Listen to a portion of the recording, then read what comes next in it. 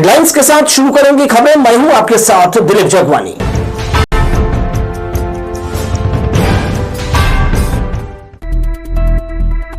धान खरीदी केंद्रों में तैयारी पूरी। 15 नवंबर से प्रदेश में शुरू होगी सरकारी खरीदी। बस स्टैंड कॉम्प्लेक्स में दुकान मिलने की राह देख रहे व्यापारी, नगर निगम पर धोखे का आरोप। और देह की पड़ताल है नाटक। मास रंगकर्मी ज्योति ने दिखाया पुरानी समस्या का नया नजरिया। खबरें देख लेते हैं विस्तार से। जिले में 15 नवंबर से धान खरीदी शुरू होने जा रही है, जिसे लेकर प्रशासन ने सभी तैयारियां पूरी कर ली है। कलेक्टर संजय अग्रवाल ने बताया कि धान खरीदी व्यवस्था को सुचारू रूप से संचालित करने के लिए सभी आवश्यक तैयारियां पूरी की जा चुकी हैं। उन्होंने कहा कि किसानों को किसी भी प्रकार की असुविधा न हो, इसके लिए अधिकारियों को स्पष्ट निर्देश दिए गए हैं। धान खरीदी में जो सोसाइटी लेवल पे हम लोगों को जो चीज़ देखनी होती है वो हमने देख लिया है। अभी आज से एक ट्रायल रन जो है वो होना है कि किस तरह से सॉफ्टवेयर वगैरह जो रन होंगे वो ठीक से काम कर रहे हैं कि नहीं, कंप्यूटर ठीक से काम कर रहा है कि नहीं। तो चीज़ें धीरे धीरे सारी चीज़ें स्मूथ हो जाएंगी और जो धान खरीदी की डेट है उस पर चीज़ें हो जाएंगी। यद्यपि अभी कुछ स्ट्राइक पे भी लोग हैं, लेकिन मुझे लगता है चीजें सॉर्ट आउट हो जाएंगी। और उधर राजधानी में गुरुवार को आयोजित जन दर्शन में women's self defence organisation Chhattisgarh के प्रतिनिधि मंडल ने मुख्यमंत्री विष्णुदेव साय को ज्ञापन सौंपकर राष्ट्रीय और अंतर्राष्ट्रीय स्तर पर कराते, कुश्ती और ताइक्वांडो जैसे खेलों में प्रदेश का गौरव बढ़ाने वाले खिलाड़ियों के लिए स्वेच्छा अनुदान स्वीकृत करने का आग्रह किया। सीएम श्री साय ने संगठन के पदाधिकारियों और खिलाड़ियों द्वारा रखे गए सुझावों और मांगों को ध्यानपूर्वक सुना। खिलाड़ियों ने बताया कि वे देश और विदेश में विभिन्न प्रतियोगिताओं में छत्तीसगढ़ का प्रतिनिधित्व कर चुके हैं और आगे भी राज्य का नाम ऊंचा करने के लिए निरंतर प्रशिक्षण और सहयोग की आवश्यकता है। कार्यक्रम के दौरान रायपुर के ब्राह्मणपारा वार्ड निवासी रमन निर्मलकर ने बताया कि बीते कुछ समय से उनकी सुनने की क्षमता पूरी तरह समाप्त हो गई है। आर्थिक स्थिति कमजोर होने के कारण वे श्रवण यंत्र खरीद नहीं पा रहे हैं। उनकी समस्या सुनकर मुख्यमंत्री ने फौरन ही उन्हें श्रवण यंत्र प्रदान किया। जन दर्शन में पहुंचे सैकड़ों लोगों की समस्याओं, व्यक्तिगत और सामुदायिक मांगों पर मुख्यमंत्री विष्णुदेव साय ने उदारता दिखाते हुए तात्कालिक सहायता उपलब्ध कराया। ज्ञापन पर त्वरित कार्यवाही करने संबंधित विभाग के अधिकारियों को निर्देश दिया। पुराना बस स्टैंड इमलीपारा रोड क्षेत्र के दर्जनों व्यापारी 1.5 साल से पुनर्वास की राह देख रहे हैं। स्मार्ट सिटी प्रोजेक्ट के तहत नगर निगम ने सड़क चौड़ीकरण और यातायात सुधार के नाम पर उनकी दशकों पुरानी दुकानें तोड़ दी। निगम ने हाईकोर्ट में शपथ पत्र देकर वादा किया था कि प्रभावित दुकानदारों को पास में बन रहे नए कॉम्प्लेक्स में प्राथमिकता से दुकानें दी जाएंगी, लेकिन अब तक अधिकांश व्यापारी ठोकरें खाने को मजबूर हैं।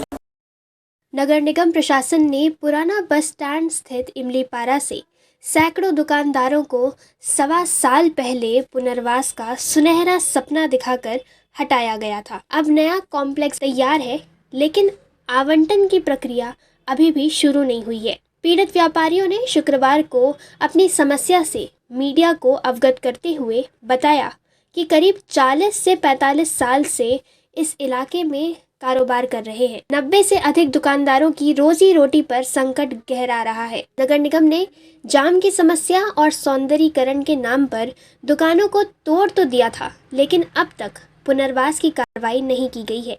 निगम प्रशासन ने हाईकोर्ट में यह कहते हुए शपथ पत्र दिया था कि सभी प्रभावित दुकानदारों को नए व्यावसायिक कॉम्प्लेक्स में प्राथमिकता से दुकानें दी जाएंगी। करीब 8 करोड़ 96 लाख रुपए की लागत से तैयार यह कॉम्प्लेक्स अब पूरी तरह बनकर तैयार है, लेकिन दुकानें देने में पुरानों को दरकिनार किया जा रहा है। प्रभावित व्यापारियों ने बताया कि निगम और कलेक्टर के दफ्तरों के चक्कर काटते काटते अब थक चुके हैं। कई परिवारों की आर्थिक स्थिति बिगड़ चुकी है, बच्चों की पढ़ाई पर असर पड़ रहा है और रोजगार पूरी तरह ठप हो गया है। व्यापारियों ने जल्द से जल्द प्रशासन को इस समस्या का हल निकालकर जल्द दुकान का आवंटन की कार्रवाई करने गुहार लगाई है और राहत नहीं मिलने पर उग्र आंदोलन की चेतावनी भी दी है। 1.5 वर्ष लगभग हो गए हैं। 15 मई को यहाँ तोड़फोड़ की गई थी और दुकानों को नेस्तनाबूद किया गया था और हमें किसी तरह की कोई उसके बाद से राहत नहीं मिली है। और हमें कहा गया था कि बहुत जल्द आपको रोड के दोनों ओर जो है जब नया कंस्ट्रक्शन होगा तो उसमें हमें जो है दुकानें आवंटित की जाएंगी, लेकिन लगभग 1.5 वर्ष हो गए, अभी भी कोई हमारे पक्ष में कोई भी कार्य नहीं किया गया है। और यहाँ पर स्मार्ट सिटी की एक रोड निकलेगी और वो जो रोड निकलेगी उसमें आपको सभी को रोड के साइड में जो ज़मीन रहेगा उसमें बना करके दुकान व्यवस्थापित रूप से आपको दिया जाएगा।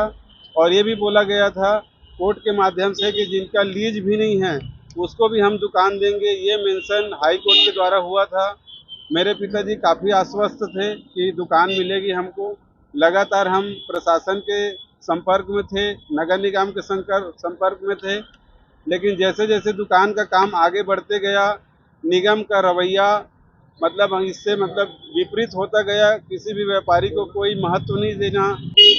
यहाँ पर जो कॉम्प्लेक्स G+1 बना है वो G+1 कॉम्प्लेक्स में केवल 5 लोगों की जो लीज थी उनको दिया गया है। उसमें से भी केवल 2 ही लोगों ने फॉर्म में एग्रीमेंट में साइन किया है, बाकी लोगों ने नहीं किया है क्योंकि इसका किराया बहुत है। इस किराए में छोटे व्यापारी कैसे ले सकते हैं, पहली चीज़ ये है। और दूसरी चीज़ ये है कि जो व्यापारी यहाँ 45 वर्षों से काम कर रहा है उसकी रोजी रोटी यहाँ से लगी हुई है, वो इस कॉम्प्लेक्स में इस टाइप के ऊपर नीलामी में कैसे लेगा वो। व्यापारियों का कहना है कि स्मार्ट सिटी प्रोजेक्ट शहर को सुंदर और आधुनिक बनाने के लिए ज़रूरी है, लेकिन इसके नाम पर छोटे दुकानदारों की आजीविका छीनी नहीं जानी चाहिए। जिन परिवारों ने दशकों तक इस इलाके में मेहनत से अपनी पहचान बनाई, आज वही अपने अस्तित्व की लड़ाई लड़ रहे हैं।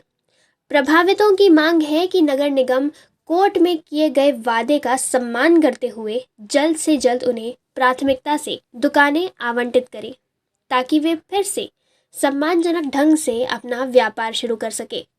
लोकस्वर के लिए अभिषेक पांडे के साथ मयंक सिंह की रिपोर्ट।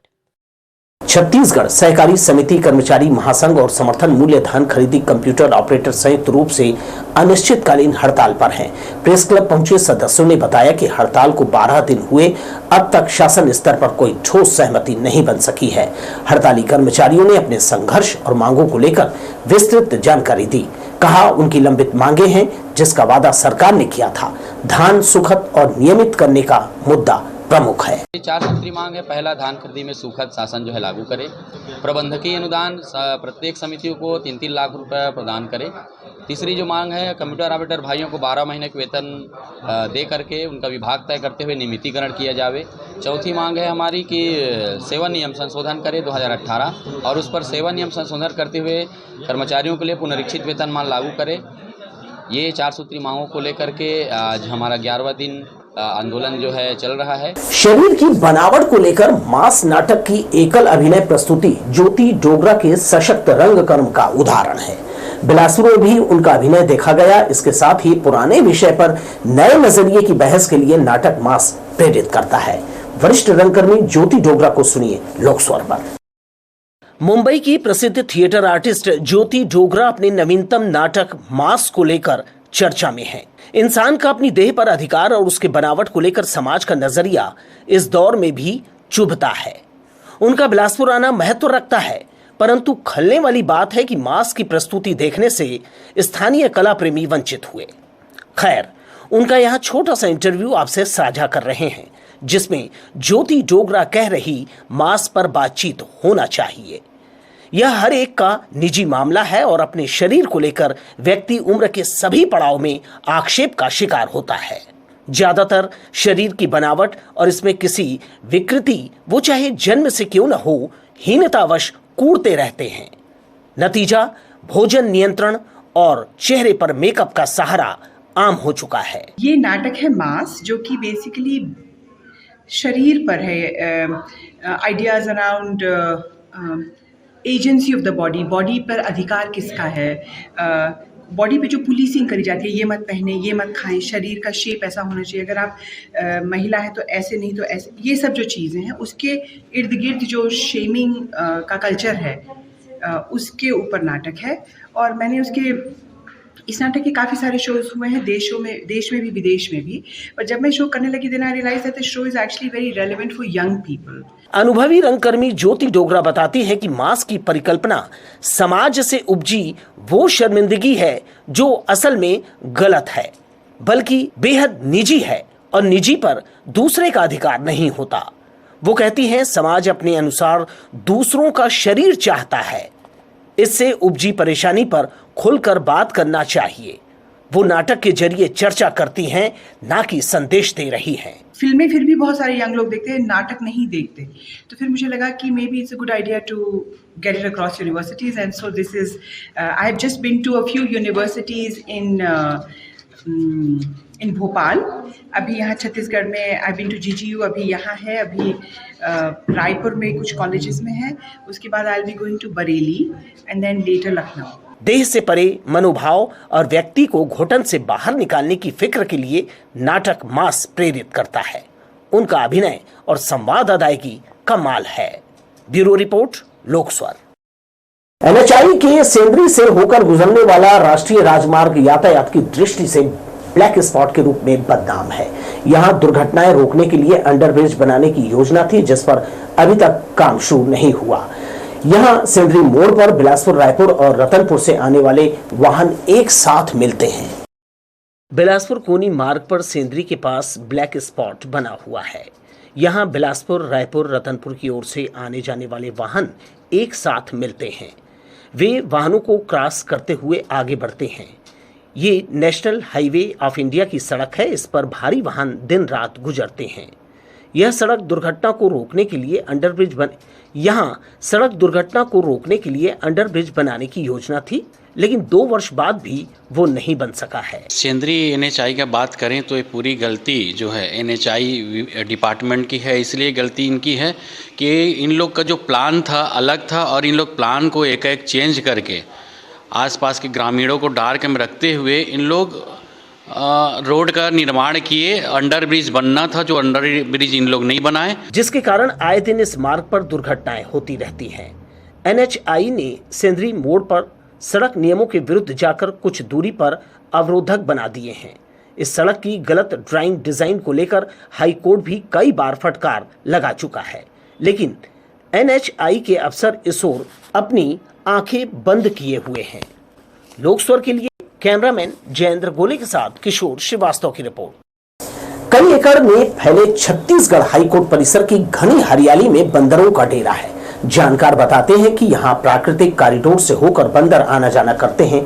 इस दौरान कई बार वकील और पक्षकार उनके हमले का शिकार हुए हैं। रोकथाम के उपायों पर अभी मंथन चल रहा है। हाईकोर्ट में कानूनी दांव पेंच आजमाने वाले वकील इन दिनों बंदरों के आतंक से सहमे हुए हैं। उनका सर्वाधिक आतंक एडवोकेट जनरल और हाई कोर्ट जाने वाले कॉरिडोर में है। यहाँ लगे वृक्षों की टहनियों के सहारे वे यहाँ तक पहुँचते हैं। उसी समय हाथ में मामले मुकदमों की फाइल लिए वकील साहिबान काले रंग के गाउन पहने हुए कॉरिडोर से गुजर रहे होते हैं। इस मामले में वन मंडला अधिकारी को यहाँ तलब कर कैफियत मांगी गई थी। लंबे विचार विमर्श के बाद सभी ने हाथ खड़े कर दिए। ऐसे में लोक निर्माण विभाग की याद आई। किसी ने बताया पुरातन काल से ही यहाँ बंदरों के आने जाने का पुराना रास्ता है। ऐसे में कॉरिडोर में जालियां लगाना ही एकमात्र विकल्प है, जिससे धमा चौकड़ी उछल कूद मचाने वाले बंदर कॉरिडोर में प्रवेश नहीं कर पाएंगे।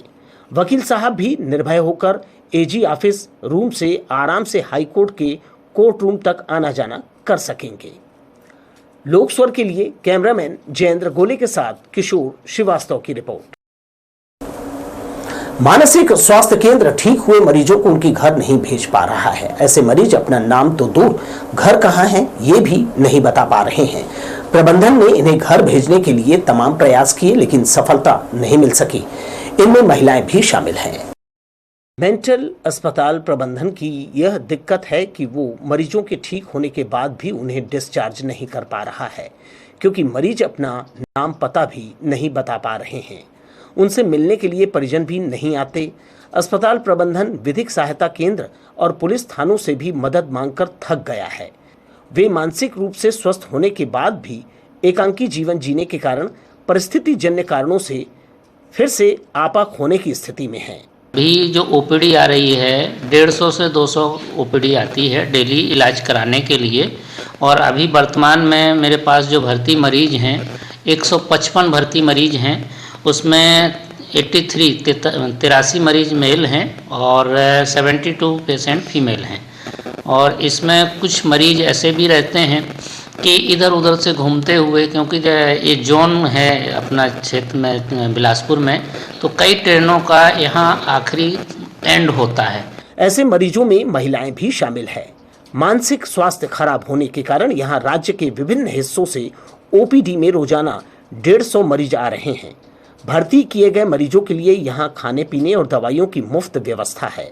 सेंद्री में मानसिक रूप से अस्वस्थ व्यक्तियों के लिए उपचार का राज्य में एकमात्र अस्पताल है। लोकस्वर के लिए कैमरामैन जयेंद्र गोले के साथ किशोर श्रीवास्तव की रिपोर्ट। बिलासपुर में एक बार फिर धर्मांतरण का मामला सामने आया है। बताया जा रहा है कि वसंत विहार कॉलोनी में प्रार्थना सभा के बहाने हिंदू समुदाय के लोगों को धर्म परिवर्तन के लिए प्रेरित किया जा रहा था। सूचना मिलते ही हिंदू संगठन के कार्यकर्ता मौके पर पहुंचे और पुलिस प्रशासन को बुलाकर कार्यवाही की मांग की। मामला सरकंडा थाना क्षेत्र का है, जहां सभा के दौरान कथित रूप से हिंदू देवी देवताओं के खिलाफ आपत्तिजनक बातें कही जा रही है। हिंदू संगठन का आरोप है कि लोगों को बरगलाकर धर्म बदलने की कोशिश की जा रही थी। संगठन के पदाधिकारियों का कहना है कि ऐसे मामले पहले भी सामने आ चुके हैं और अब शहरी क्षेत्रों में इनकी गतिविधियां बढ़ रही है। उन्होंने प्रशासन से कड़ी कार्यवाही की मांग की है ताकि यह सिलसिला रोका जा सके। फिलहाल पुलिस ने मौके पर कुछ लोगों को हिरासत में लेकर पूछताछ शुरू कर दी है। जांच जारी है और एफआईआर दर्ज करने की प्रक्रिया चल रही है। हमारे टास्क फोर्स के साथियों को सूचना मिली कि बसंत विहार कॉलोनी के अंदर में धर्मांतरण हो रहा है। प्रार्थना सभा के आड़ में भोले भाले हिंदुओं को धर्मांतरित कर रहे हैं, जिसकी सूचना पे हमारे साथियों ने आज मिल करके उन पर कार्रवाई करवाया है। पुलिस प्रशासन को बुला करके उनको धर दबोचा है और अभी थाने लेके आए हैं। एफआईआर हो रही है। कोई राजेंद्र खरे करके नाम आ रहा है, हमको भी जानकारी नहीं, हम अभी थाने आए हैं। हमको भी सूचना अभी मिली है, हमारे साथियों ने पकड़ने के बाद सूचना दिया है। अटल बिहारी विश्वविद्यालय में होटल मैनेजमेंट कर चुके छात्र छात्राएं देश विदेश के 5 स्टार होटलों में अपनी सेवाएं दे रहे हैं। अनुभवी गुरुजनों के सानिध्य में वे वैश्विक स्तर के खान पान को सीख रहे हैं। आगे जाकर वे विद्यार्थी देश के ख्यातिनाम होटलों में सेवाएं देने के इच्छुक हैं। अटल बिहारी वाजपेयी विश्वविद्यालय का होटल और मैनेजमेंट विभाग पास आउट होने वाले छात्र छात्राओं को 100% रोजगार की गारंटी दे रहा है। वो देश की प्रसिद्ध 5 सितारा होटलों में होटल मैनेजमेंट का कोर्स कर चुके अभ्यर्थियों के लिए ऑनलाइन प्लेसमेंट कर रहा है। यहाँ से पास हुए विद्यार्थी यूके, दुबई, कतर सहित देश के प्रसिद्ध ओबेरॉय, ताज समूह के 5 स्टार होटलों में प्रबंधन का काम देख रहे हैं। होटल इंडस्ट्री जो है वो दुनिया की एक टॉप 10 बड़ी इंडस्ट्रीज में से एक है और हर 10वां आदमी पूरे विश्व में होटल से रिलेटेड इंडस्ट्री में एम्प्लॉयड है। हमारे यहाँ से लगभग 8 से 10 बच्चे जो हैं बाहर काम कर रहे हैं दुबई में। दुबई जो कि हब माना जाता है अभी होटल इंडस्ट्री का और टूरिज़्म का, वहाँ पे 4-5 बच्चे काम कर रहे हैं। एक अभी यूएस में है एक बच्ची, वो वहाँ पे सर्विस में काम करती है। हमारे यहाँ होटल मैनेजमेंट का मेन लक्ष्य है कि हम एक सर्विस बेस्ड इंडस्ट्री हैं।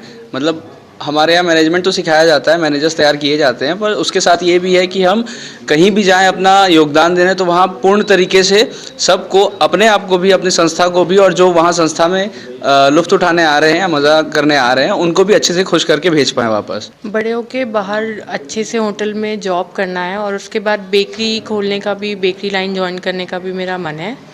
और इस लाइन से बहुत ही वास्ट करियर अप्रोच है।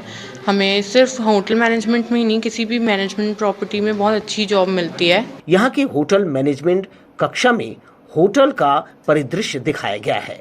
छात्र छात्राएं सूट और टाई बांधे अनुशासित नजर आ रहे हैं। सही मायने में उनका अंदाजे बयां उनकी योग्यता का पैमाना है। वे वैश्विक रूप से खान पान की बदलती स्थितियों पर भी नजर रखते हैं, क्योंकि 5 स्टार में आने वाले प्रतिष्ठित जनों को हेल्दी खान पान और तौर तरीके से मतलब होता है। लोकस्वर के लिए कैमरामैन जयेंद्र गोले के साथ किशोर श्रीवास्तव की रिपोर्ट।